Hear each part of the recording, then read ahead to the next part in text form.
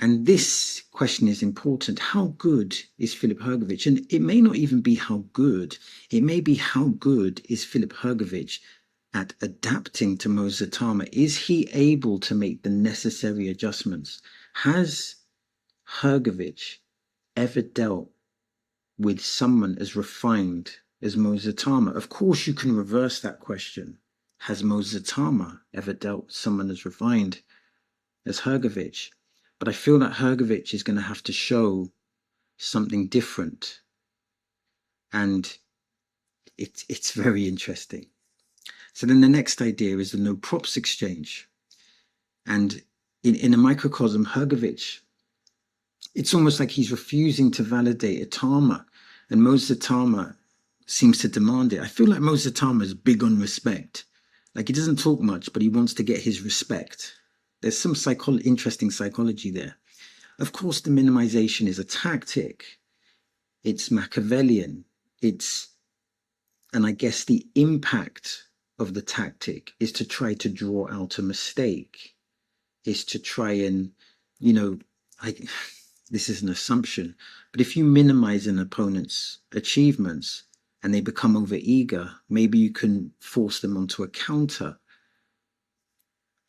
Additionally, minimization can be a psychological coping mechanism, because you're thinking, well, I'm going to win the fight because this person isn't that great. He's just marketing. He's not really that good.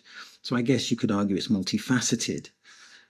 But I believe that Filip Hrgovic needs to be the best version of himself to win. I think that is objectively true. What needs to be on point for Filip Hrgovic? Well, he needs that jab. He has a really good jab, and he needs to be utilizing it. And that's going to be difficult against a southpaw. The backhand needs to come. He's so natural with the 1-2. And if he can bring that into the play without being countered, that gives him a chance. And also he has this nice left hook to the body. But interestingly, the left hook to the body might be a hard punch to land against a southpaw unless he changes the angle. Additionally, he might have to change that left hook to the body for a right hook to the body. He might have to set it up intelligently. He might have to start with the left hook to the head and then go with that right hook to the body. But the body shots could be a good investment. And also, Filip Hrgovic mostly brings a pace, a really good pace. And I think it would be advantageous if he's able to bring that pace, because if he's able to implement a pace, that's going to be a puzzle that Mo Itauma is not used to dealing with. And I think in the David Adelaide fight, he set a blistering pace. So if he's able to replicate that type of volume, it'll be interesting to see how Mo Itauma will deal with that. And then the next idea is that Hrgovic's honesty cuts both ways.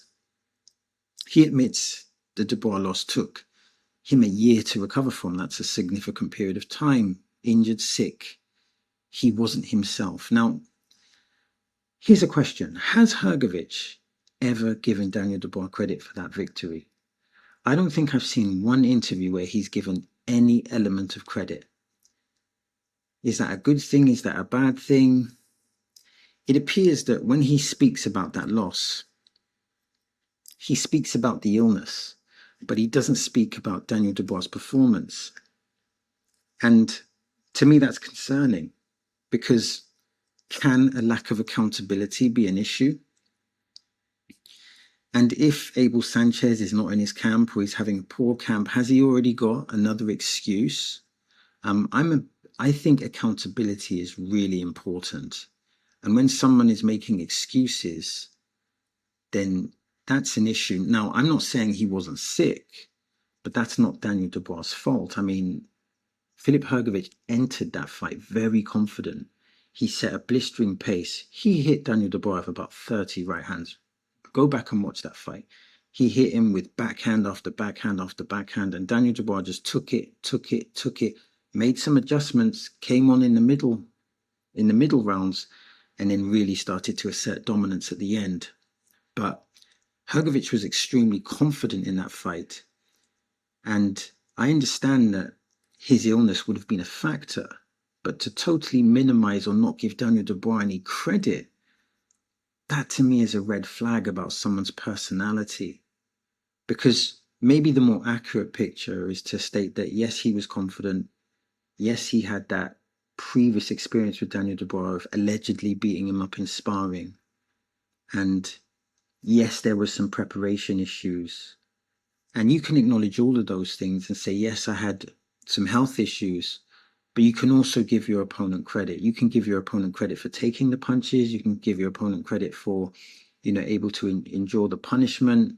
You can acknowledge that there was issues in preparation and still give your opponent credit. So to me, that's a bit of a red flag.